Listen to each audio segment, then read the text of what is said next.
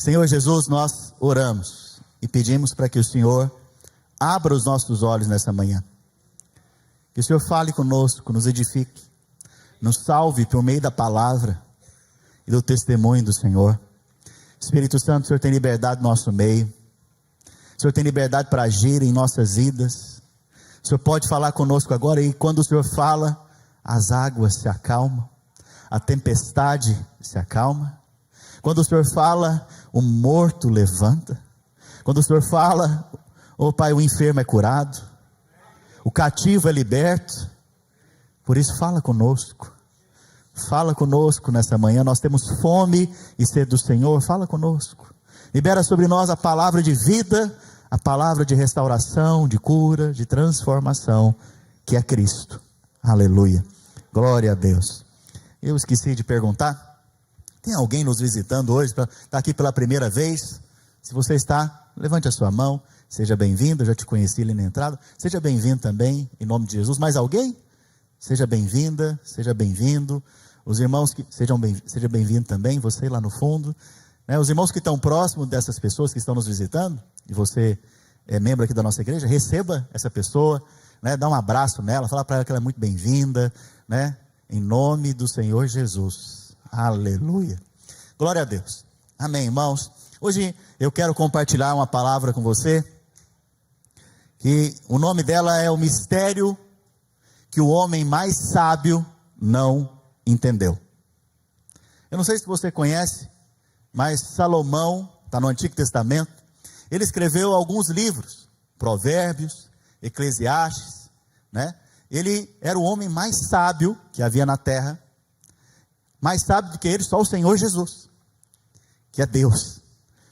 A Bíblia fala que ele se dispôs a conhecer sobre todas as coisas, e Deus deu sabedoria para ele, de tal maneira que ele conhecia da menor árvore até a maior árvore, né? Isso era uma expressão para falar que ele conhecia das pequenas coisas até as grandes coisas. Mas existe uma coisa que ele não entendeu, que ele não compreendeu, que está lá em Provérbios capítulo 30, abra sua Bíblia, Provérbios capítulo 30, no verso 1, nós vamos ver que esse Provérbios é escrito por um cara chamado Agur. Fala Agur. Agur. Agur é um nome dado a Salomão, mas não pega bem para o homem mais sábio do mundo falar que ele não sabe de algo e colocar o nome dele ali. Então ele pôs um apelido para ele, e ele escreveu Provérbios capítulo 30, dizendo que era Agur que estava escrevendo, mas todos os estudiosos da Bíblia sabem que aquele ali é Salomão, Salomão que escreveu o Provérbios capítulo 30, e o primeiro versículo que ele diz: palavras de Agur, filho de Jaque, de Massá, disse o homem, fatiguei-me, estou cansado, ó Deus, estou cansado, ó Deus, estou exausto. Verso 2, porque sou demasiadamente estúpido para ser homem, não tenho inteligência de homem. Olha só, ele está cansado porque não consegue entender algumas coisas, ele está cansado porque não consegue compreender, ele está se achando inclusive estúpido, tolo, né? Mas se você for mais adiante, no verso 18, põe a revista Almeida corrigida, no verso 18, ele vai mostrar para nós que ele não entende algumas coisas, que hoje você vai compreender em nome de Jesus, amém? Hoje você vai entender em nome do Senhor Jesus, porque você já tem a chave, que abre todo o mistério, amém? Todo o mistério da palavra. E aqui, ele diz que ele não entende 4 coisas, e a última é difícil demais, é muito difícil. Vamos ver? Verso 18, há 3 coisas que são maravilhosas demais para mim. Sim, há 4 que eu não entendo. O caminho da águia no céu, o caminho da cobra na rocha ou na penha, o caminho do navio no mar, e o caminho do homem com uma virgem, ou com uma donzela. Essas 4 coisas ele falou que não entendia, não compreendia. Agora, você tem que entender que ele não está falando de coisas naturais, ele está falando de coisas espirituais. Salomão aqui, representado por Agur, ele está falando de coisas espirituais, e essas 4 coisas ele não entendia, sabe? Que mistério é esse que ele está vendo, que ele não está compreendendo? Que coisa é essa que ele tá vendo ali e não está conseguindo ter resposta para ela? Você vai ver então que ele tem essa dúvida no seu coração. E o homem mais sábio que já passou sobre a terra, antes de Jesus, né, ele não conseguiu explicar isso. Talvez você está pensando aí, mas pastor, também não consigo explicar. E eu vou te explicar agora. Vamos começar então com a primeira dúvida dele. O caminho da águia no céu. Fala para o irmão que está ao seu lado. O caminho da águia no céu. Sabe, a chave para você entender a palavra de Deus é ver Cristo. Toda a palavra no Antigo Testamento foi escrita por causa de uma pessoa. Foi escrita por causa de Cristo. Tudo que está no Antigo Testamento foi escrito por causa de Cristo. Eu costumo dizer que o Antigo Testamento é um álbum de fotografias de Jesus. No nosso caso, nós tiramos fotos dos nossos filhos e registramos para ver no futuro, certo? No caso de Deus, ele registra as fotos do seu filho no passado, mas registra coisas do futuro. Você entendeu o que eu disse? Então, o Antigo Testamento é uma figura profética de Cristo, é uma sombra de Cristo, é uma sombra daquilo que ele iria vir e cumprir e fazer aqui quando ele veio há 2000 anos atrás. Então, tudo que está na palavra no Antigo Testamento é para revelar a Cristo. Antes era um mistério. Os profetas, olha, Isaías, Jeremias, né, Samuel, os maiores profetas, Daniel, eles procuravam entender, Moisés, procuravam entender e não compreendiam o mistério que Deus estava ocultando deles. Eles poderiam profetizar a respeito desse mistério, mas eles não tinham a compreensão que você tem hoje.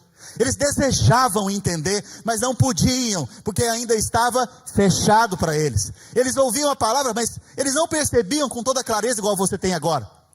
Por quê? Eles não tinham visto ainda Cristo. Então, tudo que está no Antigo Testamento mostra Cristo, aponta para Cristo. É uma revelação de Cristo, que no Novo nos foi revelado, nos foi mostrado. Então, todo o mistério do Antigo Testamento já foi revelado. Já foi revelado em quem? Em Cristo. E o primeiro aqui, que o homem mais sábio não conseguiu entender, foi a águia. O caminho da águia no céu. E a maneira que nós estudamos a Bíblia, irmãos, é através da Bíblia. Nós não podemos estudar a Bíblia indo num dicionário e procurar lá a informação.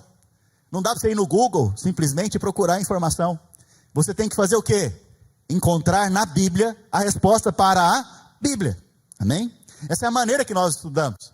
E se você for ver que lá em Apocalipse existe, né, no capítulo 4, no verso 7, no verso 6 e 7, lá está a descrição do trono de Deus. E lá no trono de Deus nós vemos 4 seres viventes. Quantos? 4 seres, né? O primeiro, nós vamos ver que ele tem face de leão. O outro, no verso 7, o outro, ele tem face semelhante a um boi, um novilho. O outro tem uma face semelhante à do homem. E por fim o outro tem face de quê? Águia. Então nós temos aqui um sinal para nós podermos compreender esse texto. Nós vemos que diante do trono de Deus existem seres viventes com faces, 4 faces. Quais são elas? Leão, o que mais? Novilho e a águia. Se você for para o Antigo Testamento, você vai ver também que no tabernáculo existiam ali alguns panos, e neles haviam também, né, impregnados neles, desenhos de 4 coisas, porque o tabernáculo é uma sombra do trono de Deus, e lá existia também, nos desenhos, né, ali no tabernáculo, face de leão, tinha a face do novilho, tinha um homem representado, tinha também o que? A águia. Nas tribos de Israel, em 4 tribos, uma era representada pelo novilho, outra era representada pelo leão. O leão, alguém lembra de qual tribo é? Judá, aleluia. Outra era representada pelo homem, outra também era representada pela águia. Então nós vemos que essas são imagens que estão se repetindo na palavra. Agora preste atenção. Existia também no tabernáculo 4 cores predominantes. A primeira cor era azul. O azul te faz lembrar de onde? Do céu. Do céu. O azul é celestial, do céu, né? A águia está onde? No céu. Normalmente ela está voando em lugares altos, né? Outra cor predominante no tabernáculo é o vermelho. Vermelho te faz lembrar do quê? Sangue, né? Sangue. Jesus, ele veio e derramou o seu sangue. Outra cor predominante ali também é o púrpura ou roxo, que é a mistura de 2 cores. Quais são elas? Você já estudou isso na escola, lá na segunda série. Azul e vermelho. O azul e vermelho, quando misturados, vira o roxo. Olha que coisa interessante, né? Que aponta para o quê? Um símbolo do quê? Do homem celestial, né? Do resultado do sangue e do resultado do homem celestial, virou agora essa nova criatura, né? E o branco aponta para o linho finíssimo, para os atos de justiça, para o homem perfeito que é Jesus. Pastor, e agora? Onde você vai emendar isso tudo? Preste atenção, nós temos quantos evangelhos? 4 evangelhos. Nós temos o evangelho de Mateus, Marcos, Lucas e João.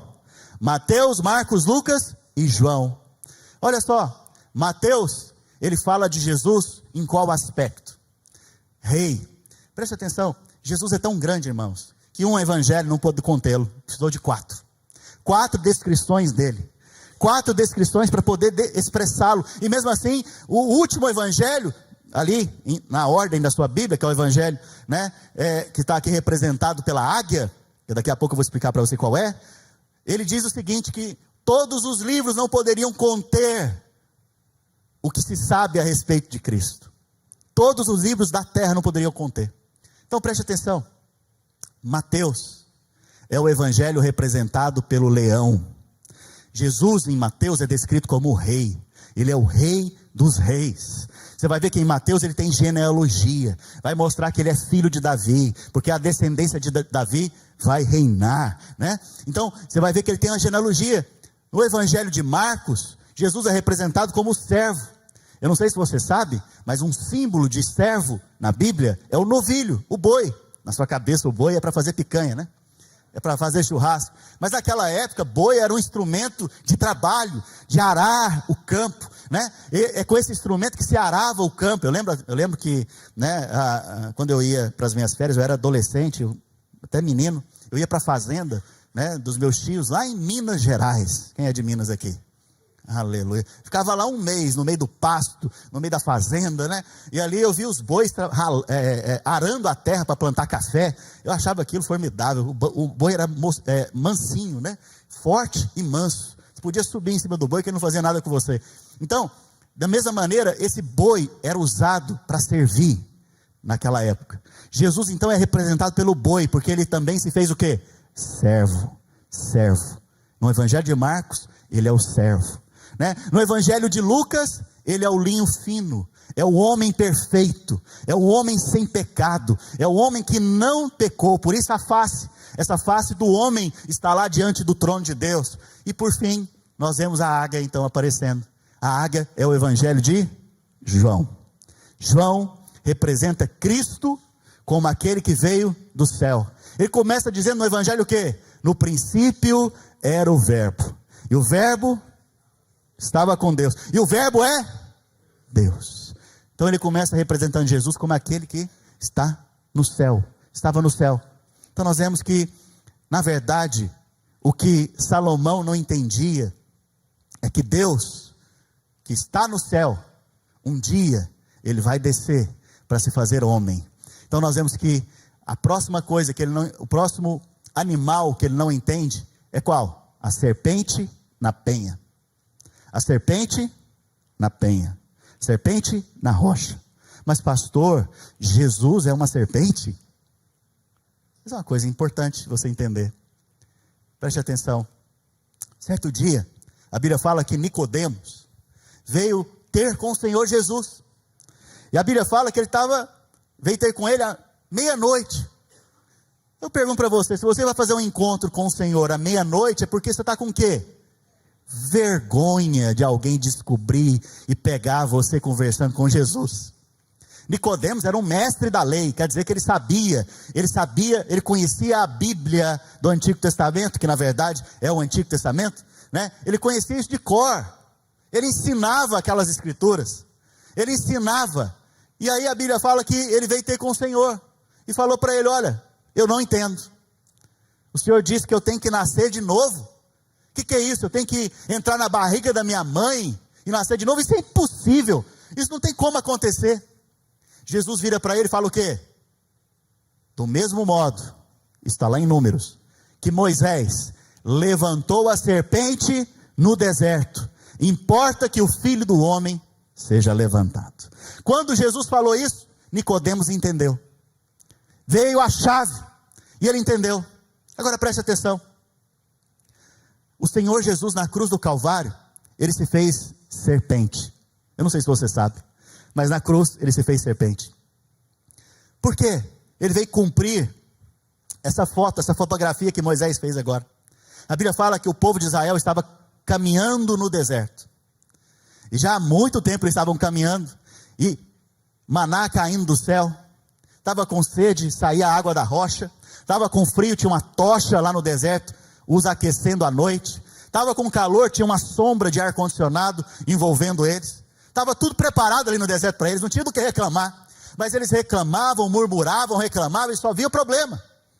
Estavam no deserto, vendo só problema, e Deus só abençoando eles. A Bíblia fala que em um determinado momento, eles se enjoaram do maná. O que é o maná? É o pão que desce do céu. Quem é o pão que desceu do céu? Jesus. Jesus é o pão que desceu do céu. E eles chegaram em Moisés e falaram, nós não aguentamos mais, todo dia é maná, maná, maná, maná. Maná significa o que é isso, né? Todo dia é esse negócio, que a gente nem sabe o que é, e Deus manda esse negócio caindo do céu, e nós temos que comer esse negócio agora, todo dia essa mesma coisa. Nós estamos enfadados, enjoados. O que eles estavam dizendo? Que comer Cristo, comer de Cristo, eles já estavam o quê? O quê, irmãos? Ele já estava enjoado. Eu venho aqui domingo para ouvir a palavra, o pastor prega a mesma coisa. Porque não tem outra pregação, a pregação nossa é Cristo. Não tem outra coisa, vou ficar inventando a roda já foi inventada. Nós temos aqui lembrar você das verdades outroras que muitas vezes você esquece. Então todo domingo, né, nós viemos aqui para falar a mesma coisa, talvez com ilustrações diferentes, mas é a mesma coisa, é o Evangelho, é Cristo. E aí então, eles chegaram diante de Moisés e falaram, nós não aguentamos mais comer esse negócio. Não tem uma novidade aí não, os 10 passos, não tem uma filosofia melhor, né? Não tem 7 passos para a vitória aí, não tem nada disso não, uma mensagem mais motivacional. Vou te falar, a mensagem mais motivacional do mundo é Cristo. É Cristo. Sabe, se você vê Cristo, você está bem, filho, na sua alma. E se você está bem na sua alma, a Bíblia fala que você é próspero. Porque você é próspero como a sua alma é próspera. Então, esse povo no deserto estava reclamando do maná. Nesse momento que eles rejeitaram o maná, a Bíblia fala que as serpentes abrasadoras vieram e começaram a picar o povo. Imagina aparecer um monte de cobra aqui agora. O que você vai fazer? Uns vão correr. Mas se for gente igual eu, o pastor Alex aqui, o Josiel que está rindo aqui comigo, o pastor Marcos está aqui, o que nós vamos fazer? Nós vamos fazer uma reunião. Irmãos, é o seguinte, nós temos que tirar as cobras aqui agora, o que nós vamos fazer? Aí um fala, não, vamos pegar pau. Pegar uns pau. Aí o Carlinhos aparece, Carlinhos é ele marceneiro, vou cortar a madeira lá, e nós vamos pegar esses pau, vamos matar essas cobras. Talvez a gente ia fazer uma equipe de assassinos de cobra.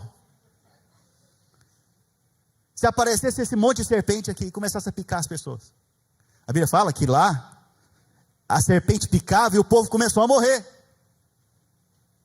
Imagina o desespero desse povo.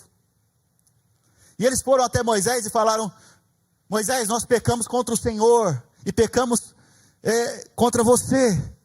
Ore por nós para que o Senhor remova as cobras, remova as serpentes. Moisés então, compadecido do povo, foi lá diante de Deus e falou: Senhor, remove as cobras, remove as serpentes. E Deus respondeu a Moisés, sabe como?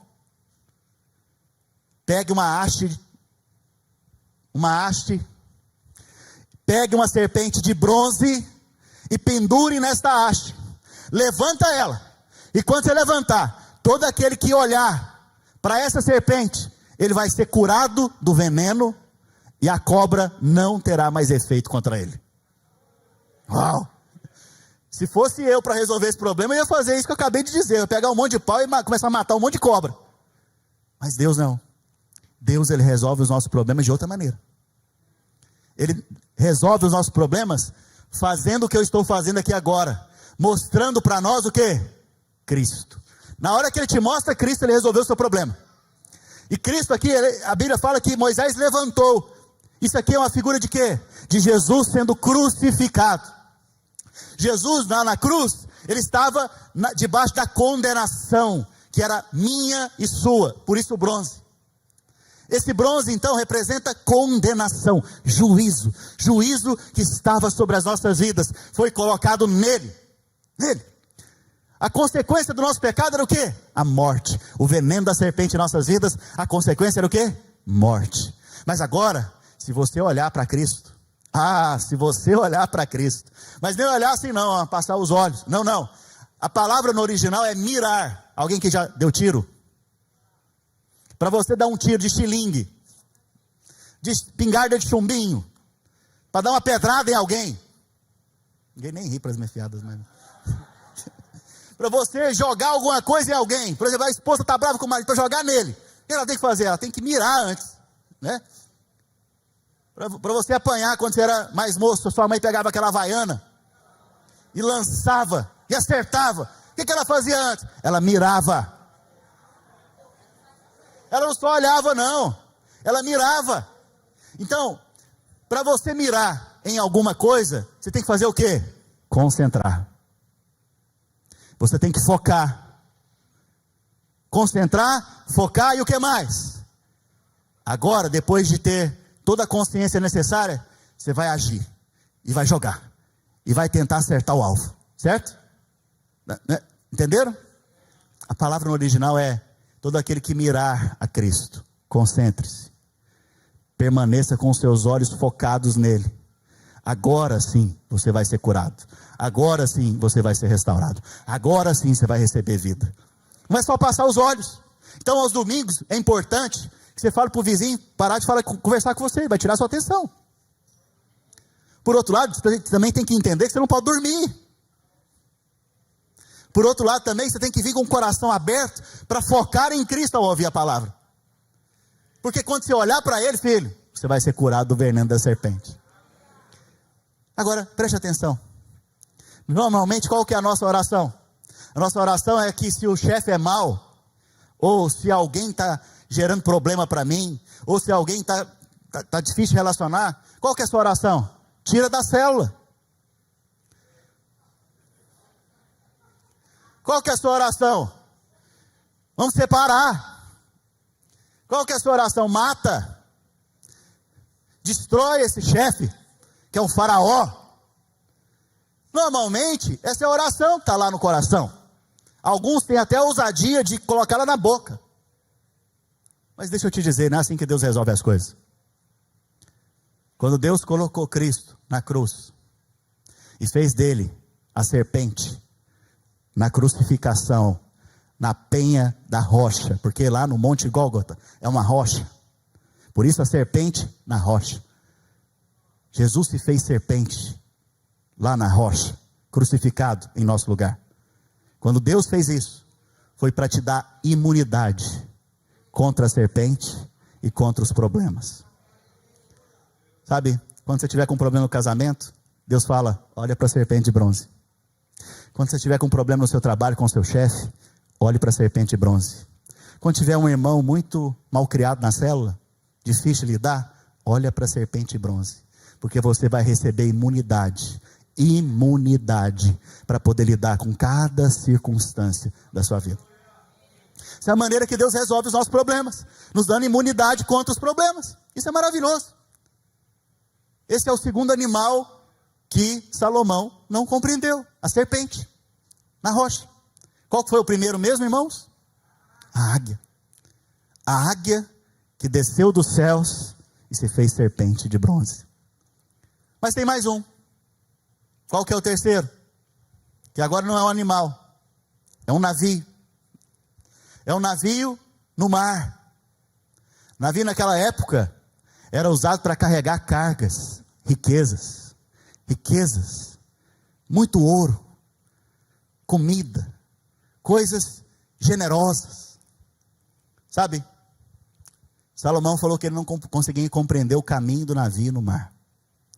Mas se você for para Apocalipse, você vai ter a resposta para o mar. O mar, na Bíblia, é uma figura das nações. O único local que é chamado de terra é Israel, na Bíblia. Fora de Israel, o restante é as nações gentílicas, somos nós. Nós éramos os gentios, as nações que não são de Israel. Mas hoje nós somos povo de Deus, nação santa, povo escolhido do Senhor. Mas moramos aqui nessas nações gentílicas, que na Bíblia é retratada, é simbolizada pelo mar. E nós vemos agora que existe um navio nesse mar. Jesus veio para os seus, mas os seus não o receberam. Mas todos quantos receberam, eles lhe deu o poder de quê? De serem feitos filhos de Deus. A saber, os que creem no seu nome. Quantos são esses que creem no nome do Senhor? Aleluia. Se você é filho, diz a palavra, você também é herdeiro, co-herdeiro com Cristo. Você tem uma herança. Jesus, ao descer do céu, ele veio carregado de muitos contêineres de bênçãos sobre a sua vida. Contêineres de bênçãos sobre as nações da terra. Ele veio trazendo nos seus contêineres, no seu navio, muitas bênçãos, que nós conhecemos a palavra como herança. Você tem uma herança em Cristo Jesus. Em Cristo você tem saúde, vigor, força. Você tem bênçãos, não maldição. No Senhor, você tem um container carregado. É só você agora acessar. E você acessa esses containers pela fé, porque já estão disponíveis para nós. Por isso, Jesus também é esse navio cheio de container, cheio de carga preciosa, trazendo para nós, nesse mar dessas nações que nos cercam, e nas nações que nós estamos, para nos abençoar. Vocês estão comigo, gente? Por fim, esse é o mistério mais difícil para Salomão entender. O caminho do homem com a donzela. Vamos entender esse último mistério? Então, o último ponto que Salomão não compreendeu definitivamente, e ele não entendeu, e ele não estava falando de coisas naturais, porque ele tinha 1000 mulheres. 1000. Um cara que tem 1000 mulheres, ele entende alguma coisa de mulher. Sim ou não?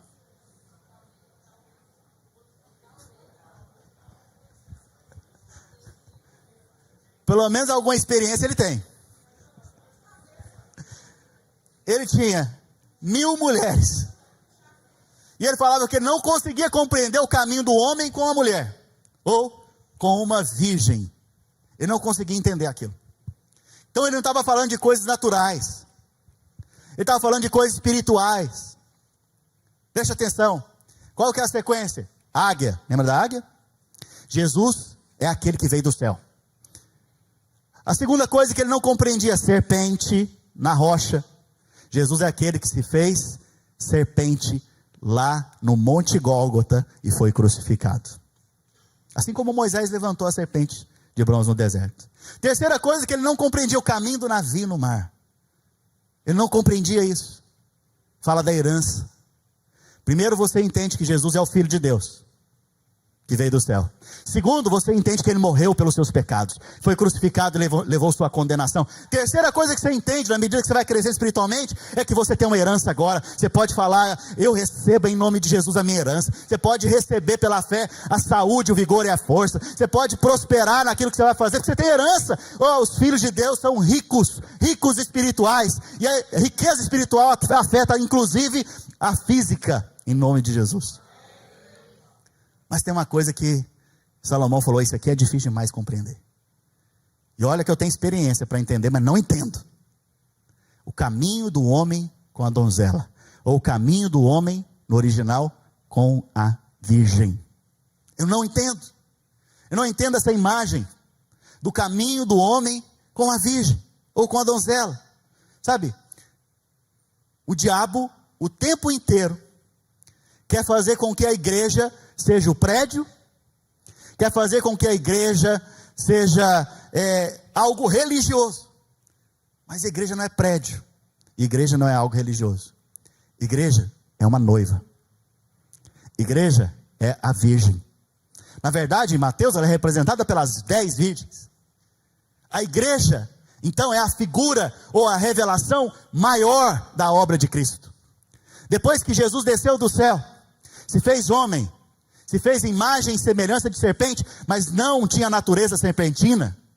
Depois que ele se fez pecado na cruz, e ele alcançou para mim e para você salvação, ele nos deu a herança, mas muito mais do que isso, ele formou a sua virgem, a sua igreja. E esse era um mistério que estava oculto, diz a palavra, pelos séculos e pelas gerações. Cristo em vós, a esperança da glória. Sabe, o caminho então do homem com a donzela é o caminho de Cristo com a sua igreja agora.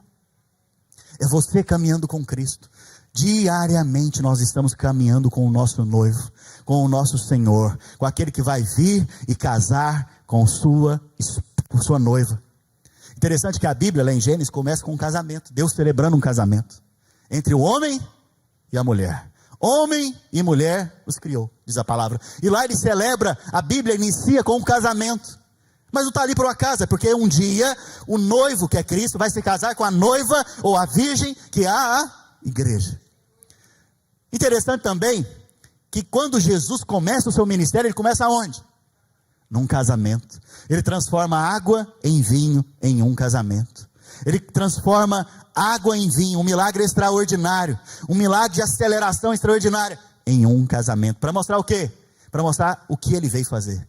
Ele veio transformar as nossas vidas no nosso casamento com ele. Mas não encerra aí. Apocalipse termina também do que? Como? A igreja ou a noiva casando com o noivo. Então, do início ao fim, a história do Filho de Deus, a história do casamento dele com a sua igreja. Esse é um mistério que Salomão não conseguia compreender. Esse é um mistério que Salomão não conseguia entender. E eu disse para vocês que o tempo inteiro o diabo quer transformar a igreja, na cabeça das pessoas, em uma organização religiosa. Mas eu preciso te dizer, essa de fato é uma organização, só que celestial. A igreja é um paradigma, é um enigma, na verdade, para o mundo. Porque para você entrar em qualquer organização no mundo, você tem que estar o quê? Qualificado. Você tem que ser bom. Você tem que ser o melhor, na verdade. Se você for trabalhar em alguma organização, você tem que ser o cara. Para ser o presidente dessa organização, então, eu vou te falar. Você tem que ser o melhor. Mas para entrar na organização que Cristo edificou, fundou, o que você tem que ser? Desqualificado. É a única organização da terra que para você ser aceito, você tem que ser desqualificado. Porque se você for qualificado, você não pode entrar. Porque se você pode se salvar, aqui não é seu lugar. Se Cristo, o que Ele fez por você na cruz, não é suficiente, tem algum problema na sua fé, na sua crença. Então a única organização da terra, em que para você entrar, você tem que ser desqualificado, é a igreja. É a igreja. E Jesus edificou a sua igreja. E hoje eu e você estamos na vida da igreja porque nós somos como o apóstolo Paulo. Efésios capítulo 3, verso 8. Olha o que o apóstolo Paulo diz a respeito de si. A mim, o menor de todos os santos. Opa, pera lá. Ele é o menor de todos os santos. O apóstolo Paulo é o menor de todos os santos. Será que eu estou lendo a Bíblia certo? A mim, o menor de todos os santos, me foi dada esta graça. Ao menor foi dada uma graça tão grande. O apóstolo Paulo entendeu que ele só recebeu o que ele recebeu porque ele estava na posição de ser o menor. Jesus já explicou isso para os discípulos dele. Você quer ser o maior? Sirva a todos. Seja o servo da casa. O menor de todos, né? Me foi dada essa graça de pregar aos gentios o evangelho das insondáveis riquezas de Cristo. E manifestar qual seja a dispensação do mistério. Ele está falando do quê? Que tem um mistério. Desde os séculos, oculto em Deus. Pausa, preste atenção. Você tem segredo? Se você tem segredo, eu vou descobrir. Deus tinha um segredo que estava oculto pelos séculos. Segredos muitas vezes não são bom guardar, viu? Mas esse aqui foi bom guardar por um determinado momento. Deixa eu te falar, você acha que a nação dos Estados Unidos tem segredo? Tem. Que se vier a público pode dar um problema sério aí para todo mundo ficar sabendo? Claro que tem. Então é importante guardar? Sim, é importante guardar por um período. Sim. Do mesmo modo, o reino dos céus tinha um segredo, que estava oculto não por semanas, nem por meses, nem por anos, nem por décadas, mas por séculos e gerações. Será que é uma coisa muito importante? Era muito importante para Deus. Estava guardado a 7 selos. Estava guardado. E ninguém podia saber. Só o Pai sabia. Só o Filho sabia. E só o Espírito Santo sabia. Os profetas tentaram entender e não compreenderam. Moisés tentou entender e não compreendeu. Mas estava lá oculto, no Antigo Testamento, encoberto. Liam e não compreendiam. Todos os anos, liam e não compreendiam. Que segredo era esse que estava oculto pelos séculos e gerações, que foi dado ao apóstolo Paulo para ser manifesto e revelado? Que é, vamos ler, que criou todas as coisas para que, pela igreja, pelo que, irmãos? Qual que era o segredo então? Fala assim, a igreja, eu e você, unidos, edificados, como corpo de Cristo. A igreja era o segredo que estava oculto. Ninguém sabia, ninguém entendia. Quando Jesus veio, os judeus não entenderam. Quando o Senhor Jesus pisou lá em Jerusalém, fisicamente, os judeus os perseguiram. Lá, ele foi crucificado. E não compreenderam. Mas a Pedro ele disse, sobre essa verdade, Pedro, eu vou edificar a minha eclésia, a minha igreja. Que verdade é essa? Tu és o Cristo, o Filho de Deus. Você pode dizer isso nessa manhã? Tu és o Cristo, o Filho de Deus. Quando Pedro entendeu isso, Jesus contou o segredo para ele. Quando você entende isso, você vive esse segredo, porque você é a igreja. Aquilo que Salomão não compreendeu, foi dado nos evangelhos a revelação. Para que pela igreja a multiforme sabedoria de Deus se torne conhecida.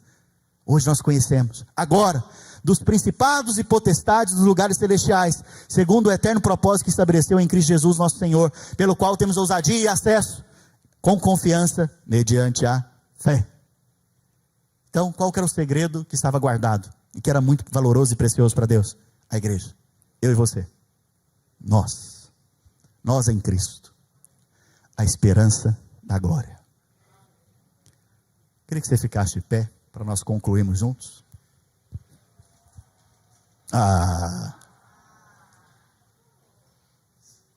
Vamos só lembrar. Pus a imagem aqui para ficar mais fácil você lembrar. A primeira imagem é da águia. A águia é Cristo, que desceu dos céus. Depois nós vemos a serpente na penha, na rocha. É Cristo que se fez serpente no dia que foi crucificado. E lá ele levou a nossa velha natureza, levou a nossa morte, levou a nossa condenação. Quando você crê nisso, a Bíblia fala que você é feito filho de Deus. E agora você tem a herança de Cristo, que são as insondáveis riquezas. Você é muito rico. Você não sabe ainda, talvez. Eu preciso te dizer, você é muito abençoado. Você é muito rico. O que o Senhor conquistou para você é poderosíssimo. A ponto, se você crê agora, você pode ser curado de qualquer enfermidade. Se você crê agora, você pode receber provisão em qualquer área da sua vida. Porque a única maneira de você receber a sua herança é crendo. Crendo. A fé é a mão que acessa a sua herança. Por isso o navio, cargueiro, cheio de contêineres, de riquezas, foi trazido a nós. Hoje você está debaixo da provisão de Deus, está debaixo da bênção de Deus. E por fim, o alvo completo de Deus era formar a sua noiva. Na cruz, a Bíblia fala que ele recebeu uma lança, onde saiu sangue e água, e do seu lado ele forma a igreja. Assim como em Adão, da sua costela, do seu lado, formou Eva, Cristo na cruz forma a sua noiva. Nós somos a noiva de Cristo. Você pode dizer, eu sou a noiva de Cristo? E se você é a noiva de Cristo, Ele vai vir nos buscar. Vai chegar o dia do casamento. Eu quero estar lá nas bodas do Cordeiro. Tem uma ilustração que os sábios judeus contam, porque era comum na cultura deles, que quando alguém ia se casar, a noiva, ela não via o noivo. O noivo acertava com a família e a noiva ficava com a família. E de tempos em tempos o noivo enviava os seus amigos. E toda vez que os amigos chegavam, tocava um som para anunciar que o casamento estava próximo. Então o noivo enviava os amigos para trazer presentes para a noiva, para lembrar a noiva que o dia está chegando. Mas tem um detalhe: essa noiva não sabia o dia nem a hora. Imagina você, mulher, você vai casar, já está definido, você vai casar, só que você não sabe o dia do casamento. Como é que você fica? Você vai andar de qualquer jeito? Você vai andar sempre bonita, maquiada, porque o marido pode chegar a qualquer momento em seu casamento e celebrar. Você vai estar com o vestido de noiva preparado lá no guarda-roupa? Você vai estar com a equipe de maquiagem pronta? Haja dinheiro para isso, né? Mas o seu marido é rico, ele já mandou os recursos. Está tudo pronto, o recurso está na sua mão, só usufrui e se prepara, porque está chegando. O noivo, preste atenção, ele envia os seus amigos. Eu sou um amigo do noivo aqui hoje. Eu posso chegar e ficar beijando a noiva? De jeito nenhum. A sua atenção não pode estar em mim. Eu estou aqui para lembrar você de Cristo. Ele é a águia, Ele é a serpente, Ele é o navio, e Ele é o noivo com a noiva. Não tem nada de mim, tudo é dele. Estou aqui te lembrando, Ele está vindo. Ele vai casar com você. O encerramento da Bíblia, que é Apocalipse, é um casamento da noiva e do noivo. O Maranata está voltando. O noivo está vindo. Os dias se aproximam. A festa de casamento vai acontecer. E nesse percurso, em que os amigos vinham e avisavam a noiva estava sempre vigilante e atenta, porque o casamento poderia acontecer a qualquer hora. Mas chegava o dia do casamento, lá em Israel, na cultura judaica, em que o noivo vinha de fato, e nesse dia tocava uma longa trombeta. E aí então todos se preparavam para a festa, e a noiva esperava o seu noivo. Hoje eu estou trombeteando aqui para você, porque o dia se aproxima. Estou contando para você a respeito do Evangelho.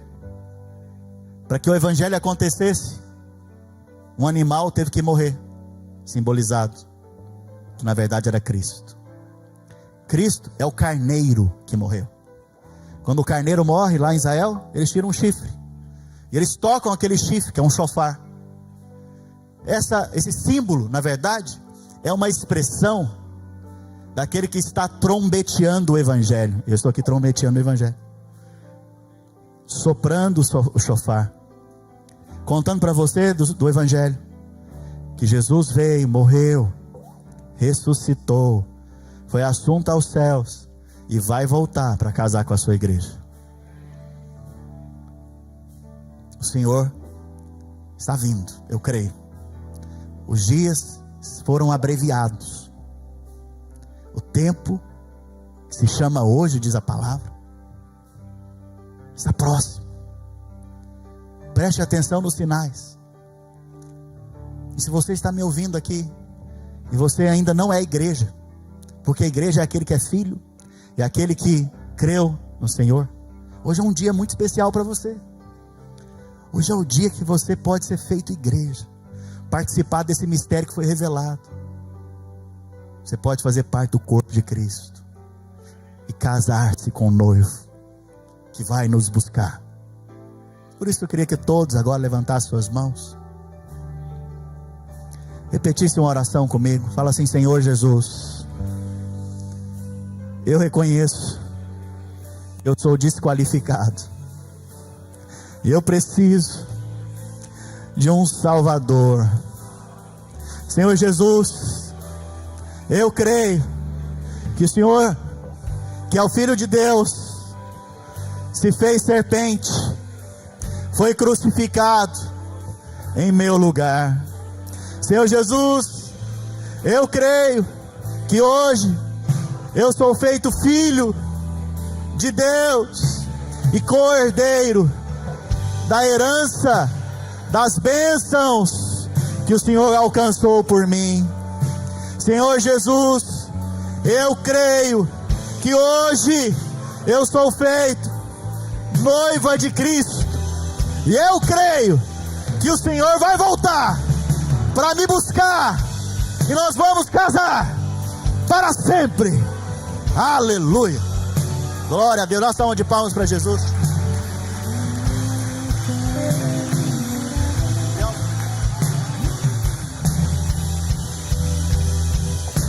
Aleluia. Levante suas mãos. Vamos cantar uma canção ao Senhor, ao nosso noivo. Vamos adorar o nosso noivo mais um pouco.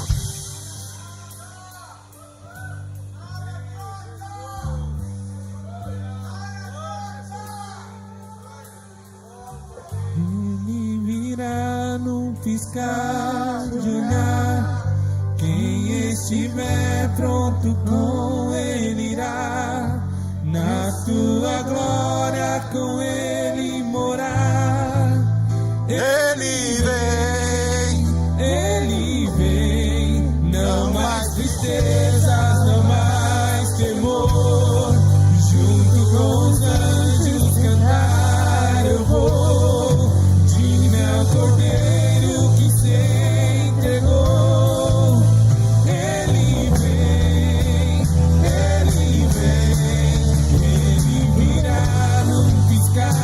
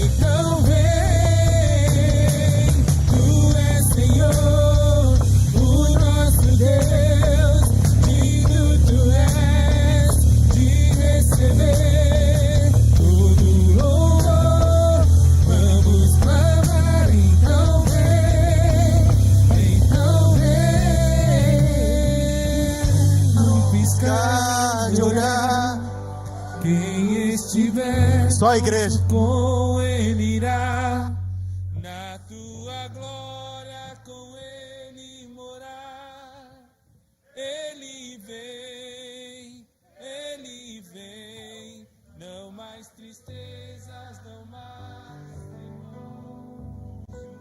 Com os anjos cantar eu vou, digno é o Cordeiro que se entregou.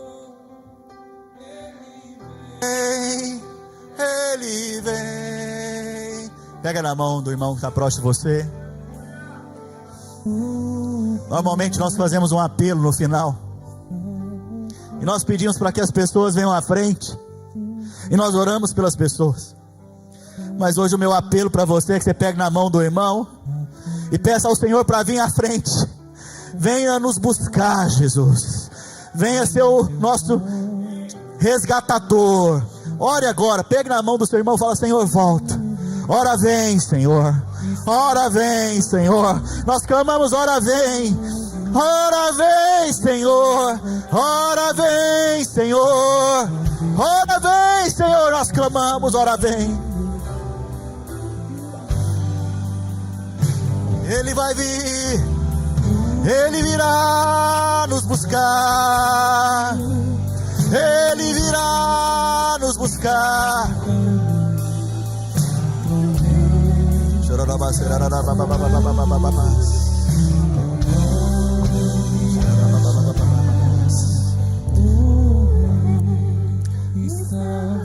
Ele está voltando para a sua igreja. Ele está voltando para a noiva apaixonada. Ele não volta para aqueles que estão obrigados. Ele volta para aqueles que estão deliberadamente amando, o buscando.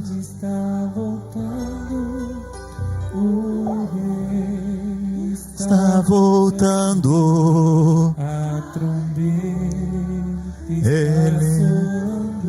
Ele vem. Ele vem, ele vem. O rei está voltando. O rei Está voltando. aleluia. Ele vem me buscar.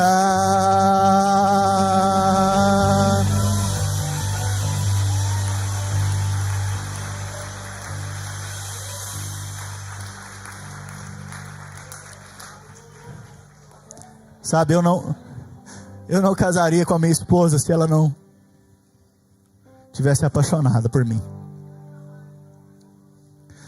Eu creio que o Senhor Jesus também não casa com a noiva que não está apaixonada. Hoje nós começamos o culto falando das Marias. Sabe que o Senhor vai gerar no nosso coração o coração de Maria.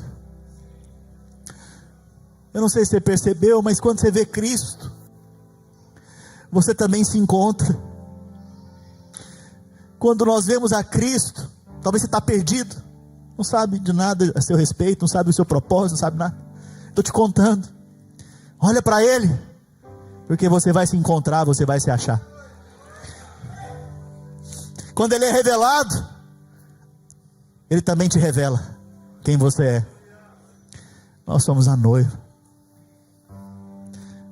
Não seja de difícil compreensão, porque se nós somos a noiva, nós temos que nos preparar para o nosso noivo. Aquece seu coração, filho, porque os dias são maus. Aquece seu coração, guarda ele agora. Talvez você tenha andado frio, é tempo de aquecer o coração. Talvez você tenha andado distante, é tempo de aquecer o coração. Talvez você tenha sido religioso, está dormente, insensível. Oh, mas desperta, filho, porque chegou a sua hora, chegou a luz. É tempo de despertar. Desperta, ó tu que dormes. Desperta, porque já vem a sua luz. Sabe, hoje eu estou aqui como um despertador também na sua vida. Talvez você não pode gostar, porque a gente não gosta de despertador. A gente não gosta de ser acordado muitas vezes. Mas é hora de acordar. É hora de aquecer o coração e olhar para o alto, de onde vem a nossa salvação. Esteja atento, sensível. O Espírito Santo vai derramando no seu coração sensibilidade agora pelo noivo. O Espírito Santo vai te ungindo, te separando desse mundo. O Espírito Santo vai te conduzindo agora. Oh, eu sei que nós já estendemos um pouco, mas eu acho que a gente tem que cantar mais uma canção ainda.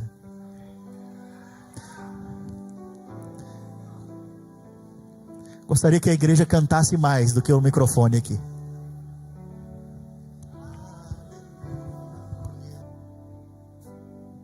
Jesus Cristo, eu te amo. Declare isso. Jesus Cristo, eu te amo. Mais uma vez. Jesus Cristo, eu te amo. Eu te amo. Somos uma noiva apaixonada. Jesus, porque o Senhor nos amou primeiro. Eu te amo. Aleluia.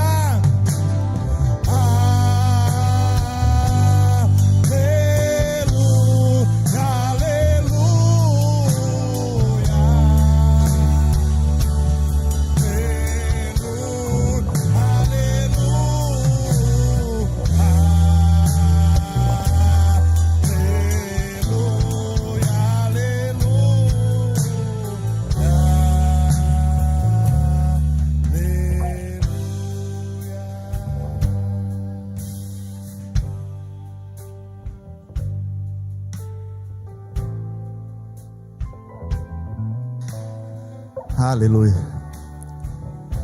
Se você sente que o seu coração esfriou, se você se tornou insensível em algum momento, sabe, o bom de andar com Cristo é que sempre há esperança.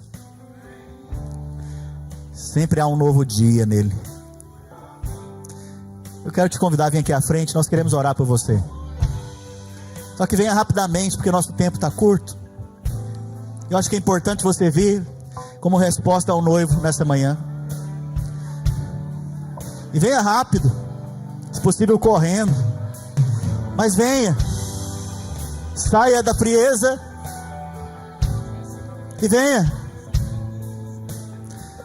venha rápido, venha receber a oração, seu coração seja aquecido agora, que seu espírito seja ativado. Oh, que o Espírito Santo te unja, que o Espírito Santo te revista agora, que haja óleo sobrando das suas vasilhas.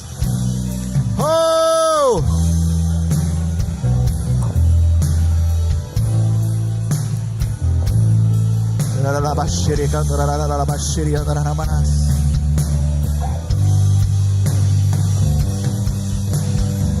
só o teclado e a voz. Aleluia. Continue orando, os irmãos orem. Ore, ore. Você que está na cadeira, ore. Fala para o Senhor, me revista de óleo, me dê óleo sobrando nas minhas vasilhas.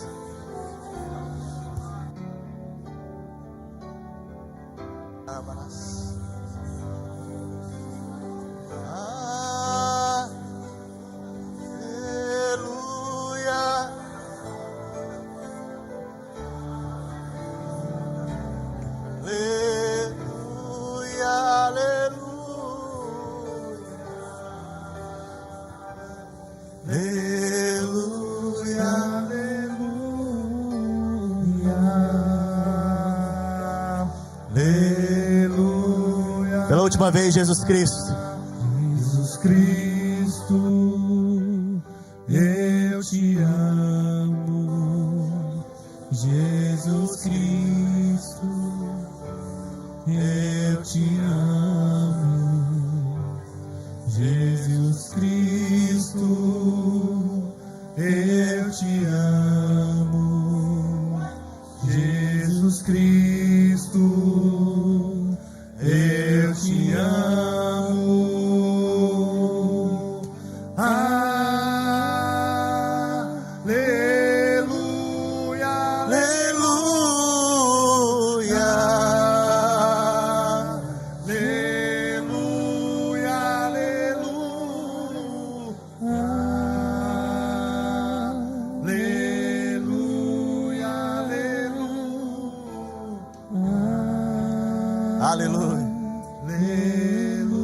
Sabe, o Espírito Santo está colocando visões no seu coração agora. Visões da volta de Cristo. O Senhor está te dando percepção do tempo que você está vivendo. O Senhor está te dando discernimento do tempo que nós estamos vivendo e do modo que nós vamos caminhar. O Senhor está te preparando como noiva, sem mácula, sem defeito, sem ruga. Oh, o Senhor está te aperfeiçoando aqui nesse dia. Você foi vestido, você foi preparado para o noivo que está vindo. Levante as suas mãos, se puder bem alto, como sinal daquele que quer ser levado para o noivo. Pai, em nome de Jesus, nós te agradecemos pelo Filho que foi dado a nós em nosso favor. Hoje nós somos guardados pelo Senhor. Obrigado, Senhor Jesus, pelo penhor que o Senhor deixou a nós, o Espírito Santo, que está dentro de nós e nos conduz a ir para fora agora. E o Senhor nos dá sabedoria para viver lá fora. O Senhor nos dá livramento do acidente, do mal, do homem perverso, da mulher adúltera, do homem adúltero, do homem de Belial. O Senhor nos dá livramento. E nós vamos lá fora para desfazer as obras do diabo, a fim de chamar os mortos para a vida. Pai, eu abençoo os meus irmãos.